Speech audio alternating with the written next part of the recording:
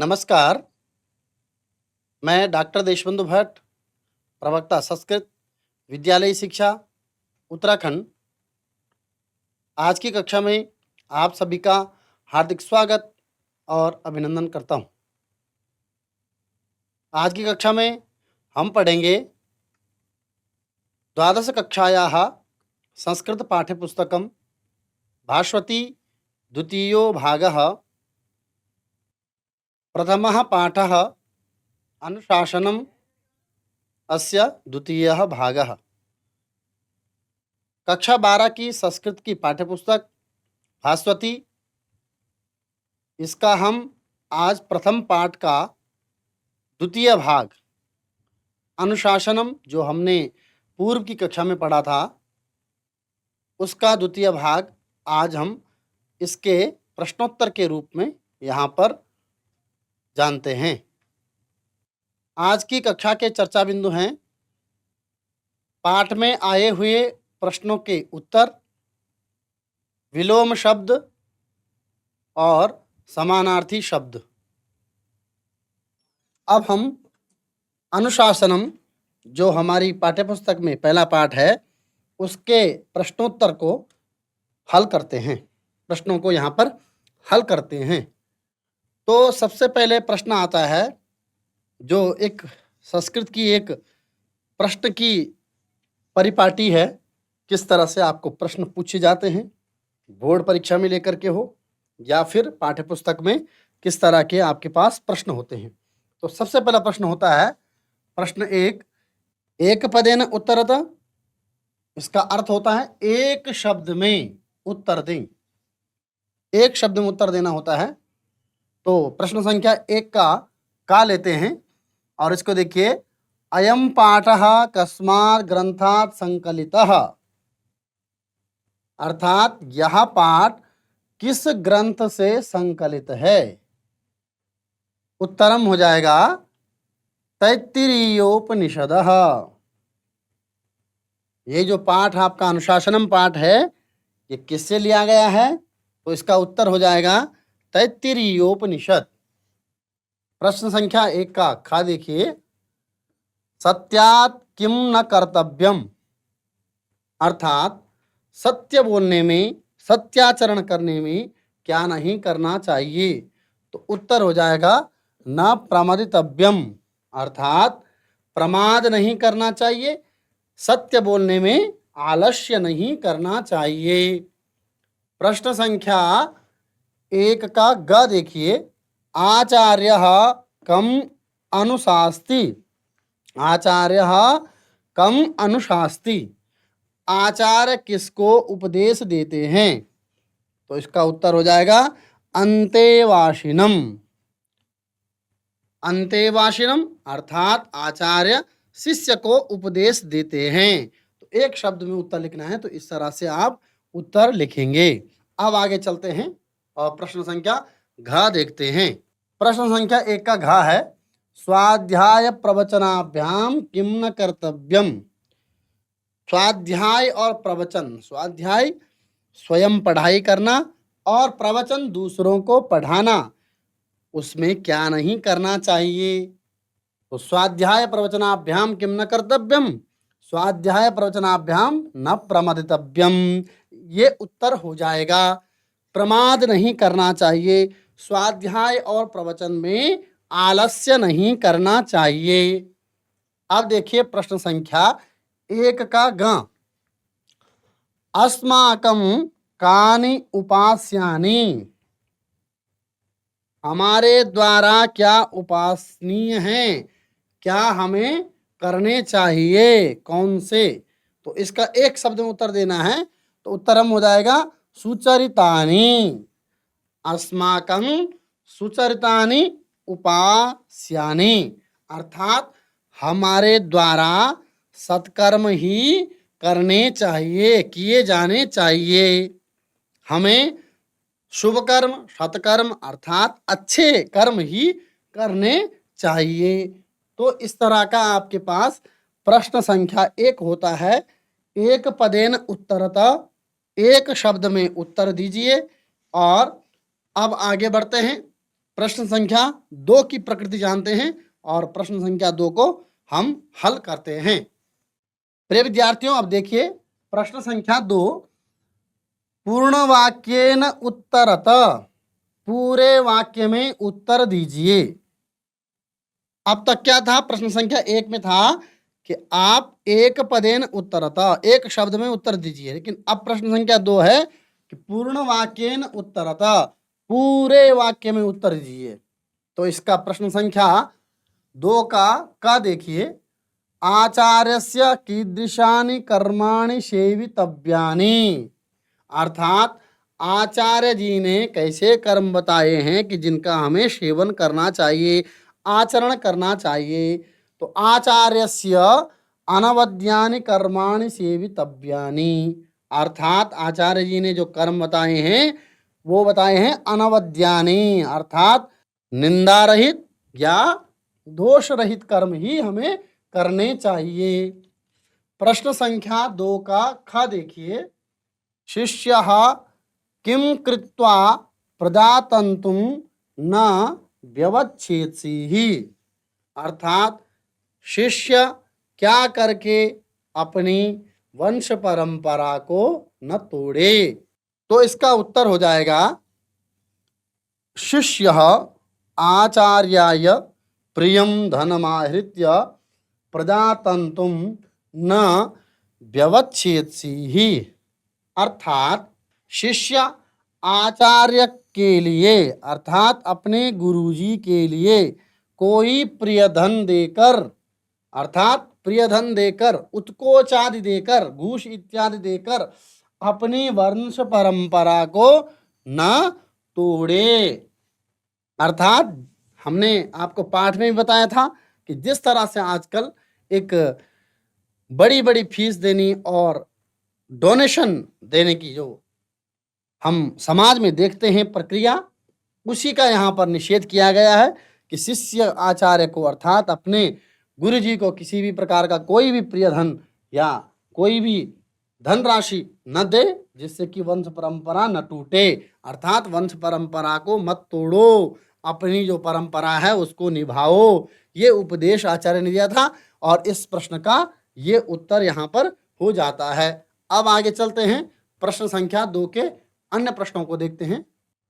तो प्रश्न संख्या 2 का गा है, शिष्याः कर्म विचिकित्सा विषये कथम वर्तेरन, अर्थात शिष्य लोग जो गुरुजी के शिष्य हैं वे कर्म विचिकित्सा, कर्मणि विचिकित्सा, कर्म के विषय में कोई संदेह, उचित या अनुचित का संदेह कि कौन सा कर्म उचित है कौन सा कर्म अनुचित है, इस प्रकार का यदि द्वंद्व मन में हो तो उनको किस प्रकार से आचरण करना चाहिए। तो इसका उत्तर हम देखिए, शिष्याः कर्म विचिकित्सा विषये यथा सम्मर्षिणः युक्ताः आयुक्ताः अलूक्षाः धर्मकामाः ब्राह्मणाः वर्तेरन् तथा वर्तेथाः। तो इसका उत्तर हो जाता है, शिष्य यदि कर्म विचिकित्सा में पड़ गए हैं अर्थात कर्म के उचित अनुचित होने का संदेह उनके मन में है तो उन्हें क्या करना चाहिए। जो सम्मर्शी लोग हैं अर्थात विचारशील लोग हैं, युक्त आयुक्त अलूक्षाः अर्थात कोमल हृदय वाले, धर्मपरायण ब्राह्मण लोग हैं अर्थात ज्ञानी लोग हैं। ब्राह्मण का यहाँ पे अर्थ क्या है, ज्ञानी लोग हैं। वे जैसा बताएं उन्हें वैसा ही करना चाहिए, उसी प्रकार का उन्हें आचरण करना चाहिए। जिस प्रकार के सम्मर्शी, सहनशील, विचारशील, युक्त आयुक्त, कोमल हृदय वाले, धर्मपरायण ब्राह्मण जैसा बताते हैं उसी प्रकार, ब्राह्मण अर्थात ज्ञानी जैसा बताते हैं उसी प्रकार उनको आचरण करना चाहिए, उसी तरह का उनको अपने जीवन में कर्म करना चाहिए, वही कर्म उनको अपने जीवन में करना चाहिए। अब आगे चलते हैं, प्रश्न संख्या 2 का है, काभ्याम न प्रमदितव्यम, ये है पंचमी विभक्ति का द्विवचन। किसमें प्रमाद नहीं करना चाहिए, तो स्वाध्याय प्रवचनाभ्याम न प्रमदितव्यम, अर्थात स्वाध्याय और प्रवचन में आलस्य नहीं करना चाहिए। किसमें प्रमाद नहीं करना चाहिए, किसमें आलस्य नहीं करना चाहिए? तो स्वाध्याय प्रवचनाभ्याम, अर्थात स्वयं की पढ़ाई करने में और दूसरों को पढ़ाने में, यानी कि ज्ञान अपने तक सीमित न रहे, ज्ञान आगे भी बढ़ता रहे, अगली पीढ़ी तक भी स्थानांतरित हो, इसलिए दूसरों को भी पढ़ाना चाहिए और उसमें आलस्य नहीं करना चाहिए। प्रश्न संख्या 2 का ग देखिए, ब्राह्मणाः कीदृशाः स्युः, ब्राह्मणों को कैसा होना चाहिए, अर्थात जो ज्ञानी व्यक्ति हैं उनको किस तरह से होना चाहिए? तो उत्तर हम देखिए, ब्राह्मणाः सम्मर्शिनः युक्ताः आयुक्ताः अलूक्षाः धर्मकामाः स्युः। तो इसका उत्तर होता है कि ब्राह्मणों को कैसे होना चाहिए, अर्थात ज्ञानी व्यक्तियों को कैसा होना चाहिए? सम्मर्शिनः, अर्थात विचारशील, सहनशील, युक्त, आयुक्त, आयुक्त अर्थात निर्णय लेने में सक्षम, अलूक्षाः कोमल हृदय, धर्म कामाः धर्म में परायण, धर्म में तत्पर, कर्तव्य पालन में जो निरत हों, कर्तव्य पालन में जो लगे हुए हों, ऐसा ब्राह्मणों को होना चाहिए।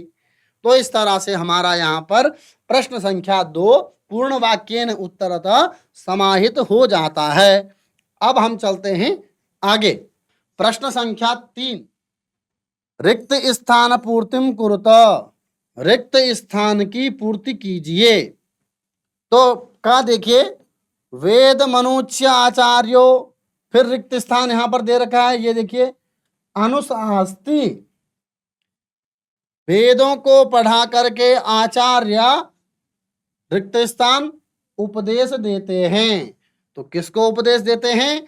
यहां पर देखिए, मैंने जो रिक्त स्थान में शब्द आना है उसको यहां पर रक्त वर्ण से लिखा हुआ है, तो ये जो शब्द है यहां पर रिक्त स्थान में आएगा। उत्तर हो गया इसका का वेद मनुष्य आचार्यो अंतेवासिनम अनुशास्ति, वेदों को पढ़ा करके आचार्य शिष्य को उपदेश देते हैं, अर्थात अनुशासन देते हैं। तो ये इस प्रकार से आपको रिक्त स्थान की पूर्ति करनी है। खा देखते हैं अगला, ये सरल है। खा, सत्यम रिक्त स्थान, धर्मम रिक्त स्थान। तो यहाँ पे क्या आएगा?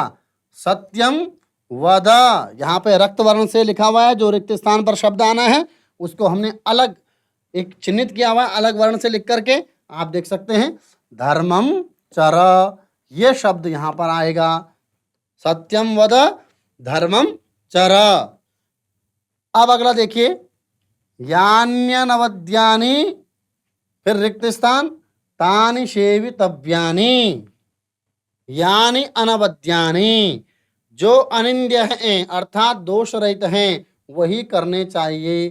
तो आपको अच्छी तरह से पाठ में पढ़ा है आपने। और यान्य नवद्यानि कर्माणि, यहाँ पर क्या आएगा? कर्माणि तानि सेवितव्यानि, वे ही हमें करने चाहिए, जो अनिंद्य हैं अर्थात दोष रहित कर्म हैं उन्हीं को करना चाहिए। प्रश्न संख्या घ देखिए, रिक्त स्थान वाला, यथा ते तत्र वर्तेरन, अगली पूरी पंक्ति रिक्त स्थान दे रखी है, तो इसका रिक्त स्थान किस तरह से भरेंगे? यथा ते तत्र वर्तेरन तथा तत्र वर्तेथाः, अर्थात जैसा वो बताएं उसी तरह से, कौन बताएं? ब्राह्मण बताएं, ज्ञानी लोग बताएं, वृद्धजन बताएं, वैसा ही आपको वहां आचरण करना चाहिए। अब देखिए प्रश्न संख्या ग, एषा, फिर रिक्त स्थान दे रखा है ये, अर्थात यहाँ पे क्या आएगा? एषा वेदोपनिषद, यही ज्ञान का सार है, वेदों का निचोड़ है। एषा वेदोपनिषद, ये शब्द यहाँ पर भरा जाएगा। तो इस तरह से हमारा ये प्रश्न हल हो जाता है। और अब आगे बढ़ते हैं प्रश्न संख्या 4 की तरफ। अब देखिए प्रश्न संख्या 4, अधो निर्दिष्ट पदानाम समानार्थक पदानि कोष्ठकात् चित्वा लिखत। अधो निर्दिष्ट पदानाम अर्थात नीचे दिए गए पदों के समानार्थक पद अर्थात समानार्थक शब्द कोष्ठक से चुन करके लिखिए। तो ये कोष्ठक दे रखा है यहाँ पर, ये देखिए इस तरह से और इस तरह से इधर। तो ये कोष्ठक में जो शब्द हैं इनको आपने क्या करना है, इनको चुन करके यहाँ समानार्थी शब्द आपने लिखने हैं। जैसे यहाँ पर 5 शब्द दिए हैं। पहला शब्द है अनुच्य, दूसरा है संविदा, तीसरा है ह्रिया, चौथा है अलुक्षा, पांचवा है उपास्यम। तो इस तरह से ये शब्द दिए हैं और इन शब्दों के आपको समानार्थक शब्द लिखने हैं। क्या लिखने हैं? समानार्थक शब्द। तो आपको अनुच्य, अनुच्य शब्द का समानार्थी शब्द क्या होगा? अनुच्य शब्द का समानार्थी शब्द यहाँ पे लिखना है। तो अनुच्य का अर्थ होता है संबोध्य। क्या हो जाएगा? संबोध्य।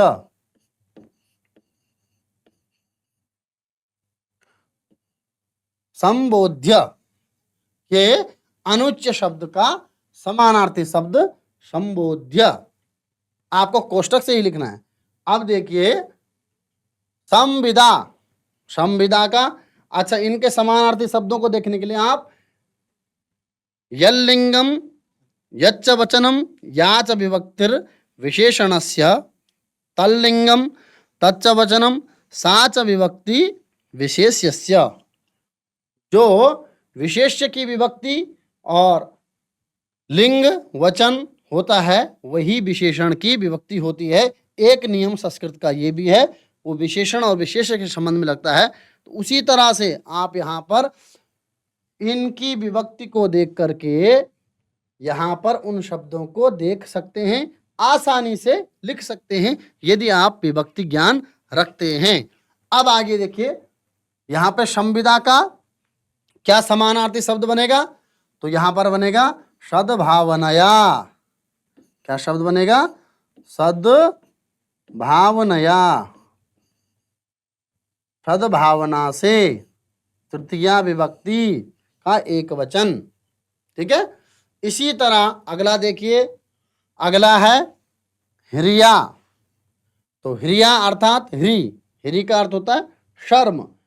तो इसका समानार्थी शब्द है यहाँ पर लज्जया, तृतीया विभक्ति का एक वचन, लज्जया। ठीक है, ये शब्द यहाँ पर भर दिया जाएगा। ये इसका समानार्थी शब्द हो गया।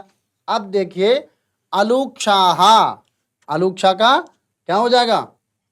अरुक्षाहा अर्थात कोमल हृदय वाले, कोमल व्यक्ति।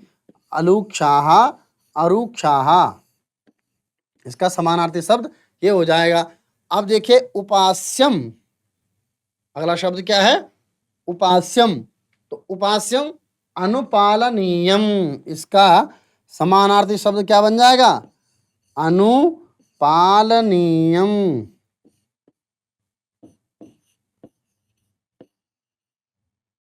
इस तरह से इसके ये समानार्थी शब्द बन गए। ठीक है, यहाँ पर आपको इसी तरह से इनके उत्तर लिखने हैं क्योंकि कोष्टक में दिए हुए शब्द हैं और उन शब्दों की सहायता से ही आपको ये रिक्त स्थान की पूर्ति करनी है। अर्थात इन शब्दों के समानार्थी शब्द आपको भरने होते हैं। अब चलते हैं आगे। अब देखिए प्रश्न संख्या 5 देखिए, विपरीतार्थक पदैहि योजयत। विपरीत शब्द का अर्थ होता है विलोम शब्द। हिंदी में हम पढ़ते हैं ना विलोम शब्द, तो वही संस्कृत में भी विलोम शब्द होते हैं। विपरीतार्थक पदैहि, विपरीतार्थक पदैहि योजयत। अभी पूर्व में आपने देखा समानार्थक शब्द थे, अब आ गया क्वेश्चन विलोम शब्द। विपरीतार्थक शब्दों से जोड़िए। कौन किसका विपरीतार्थक शब्द होगा? यहाँ पर 5 शब्द दिए हैं। सत्यम, धर्मम, श्रद्धया, अवद्यानि, लूक्षा, ये 5 शब्द दिए हैं और हमें इनको इनके विलोम शब्दों के साथ जोड़ना है। तो एक तरीका तो ये हुआ कि आप इसके ठीक सामने इसका विलोम शब्द लिखिए, या ठीक सामने इसका विलोम शब्द लिखिए, इसके सामने इसका शब्द लिखिए, इसके सामने इसका शब्द लिखिए, और लूक्षा के सामने इसका विलोम शब्द लिखिए। एक तरीका ये हुआ। और एक तरीका आप कि जैसे सत्यम शब्द दिया है तो सत्यम का विलोम होगा असत्यम। तो इस तरह से भी आप इनको आपस में जोड़ सकते हैं। इस तरह से योजयता, यहाँ कह रहा है कि जोड़िए, विलोम शब्दों के साथ जोड़िए। तो सत्यम का हो जाएगा असत्यम। ठीक है। अब आगे देखिए, दूसरा शब्द दिया हुआ है धर्मम। तो धर्मम का स्पष्ट है, इतने कठिन शब्द ये है नहीं। धर्मम का विलोम शब्द हो जाएगा अधर्मम। श्रद्धया का विलोम शब्द हो जाएगा अश्रद्धया। ठीक है। अब आगे देखिए, अवद्यानि अर्थात दोष सहित, निंदनीय, और अनवद्यानि इसका विलोम शब्द हो जाएगा। इसका अर्थ होता है दोष रहित और या फिर निंदा रहित। अब 5वां शब्द देखिए, लूक्षा। स्पष्ट है कि इसका अलूक्षा ही विलोम शब्द होगा। लूक्षा का अर्थ होता है जो कठोर होता है, और इसका विलोम हो जाएगा अलूक्षाहा अर्थात कोमल, मुलायम। तो इस तरह से आपको ये शब्द मिलाने थे। इनको आप 2 प्रकार से मिला सकते हैं। एक तो सीधा सटीक उसके सामने सत्यम के आगे असत्यम लिख करके, और एक इस प्रकार से भी आप इनको मिला सकते हैं कि सत्यम का असत्यम के साथ एक एरो लगा करके इनको आप मिला सकते हैं। आगे चलते हैं। अब हम पढ़ते हैं प्रश्न संख्या 6 को। अधो निर्दिष्टेषु पदेषु प्रकृति प्रत्यय विभागम कुरुत। नीचे दिए गए शब्दों में, पदों में प्रकृति और प्रत्यय का विभाग करिए। तो इन जो शब्द दिए गए हैं नीचे, इनमें प्रकृति कौन सी है और प्रत्यय कौन सा है, इसका आपने विभाग करना है, अर्थात विभाजन करना है, अलग अलग करके बताना है। तो इसमें कौन सा प्रत्यय है और कौन सी प्रकृति है, ये आपको यहाँ पर बताना होता है। तो इस प्रश्न को हम यहाँ पर हल करते हैं। अब देखिए, सबसे पहला शब्द है प्रमदितव्यम। तो प्रमदितव्यम शब्द में देखिए, प्रा उपसर्ग पूर्वक मद धातु और फिर है तव्यत प्रत्यय। इस तरह से आपको इनका अलग अलग प्रकृति और प्रत्यय बताना होता है। इसमें उपसर्ग है प्रा और धातु है मद। प्रमद धन तव्यत, ये इसमें प्रकृति और प्रत्यय हो गया। प्रत्यय हो गया तव्यत। इसी तरह अनवद्यम। अनवद्यम में देखिए, नए समास का है, और नवद्यम अनवद्यम अर्थात अवद्य शब्द मूल में है, उसके साथ ये। तो यहाँ पे देखिए, अनवद धन यत प्रत्यय। ठीक है। अब इसी तरह देखिए उपास्यम।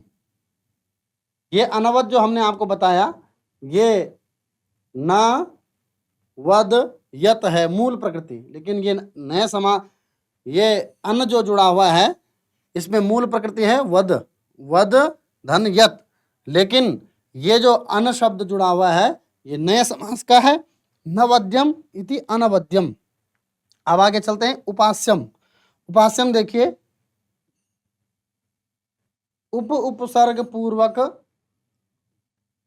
अस धातु हो जाएगा और प्रत्यय हो जाएगा आपका यत। ठीक है।